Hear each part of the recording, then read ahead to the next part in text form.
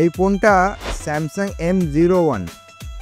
এই ফোনটাতে সমস্যা ছিল, এর চার্জে বসালে এর পার্সেন্টেজ বাড়ছিল না, সে 3%এই আটকে ছিল, 3% থেকে আর বাড়ছিল না। দাদা একটা চার্জার কেনেন, কিন্তু তাতেও সমস্যাটা মেটে না। তারপর ফোনটা নিয়ে আমার কাছে আসেন এবং আমি ফোনটা খুলে ঠিক করে দিই, আর এখন এই ফোনটা পারফেক্টলি চার্জ হচ্ছে। আর এই ফোনটা হচ্ছে নরেনবাবুর, উনি থাকেন doctor B.R. Ambedkar road, SBI এর কাছে, আমার দোকানের খুবই কাছে। ওনার ফোনটা ওনাকে হ্যান্ড ওভার করছি।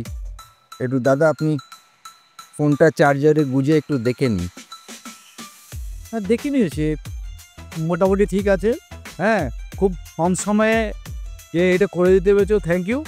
হ্যাঁ, দোকান ছোট হলে কি মনটা তোমার অনেক বড়, কাজ করে যাও, চালিয়ে যাও, জীবনে অনেক রকম আরও বড় হবে, এটুকুই অনেক বলে অনেক অনেক অনেক ধন্যবাদ। ঠিক আছে, আমার আর কিছু বলার নেই। ঠিক আছে, যা চালিয়ে যাও ভালো।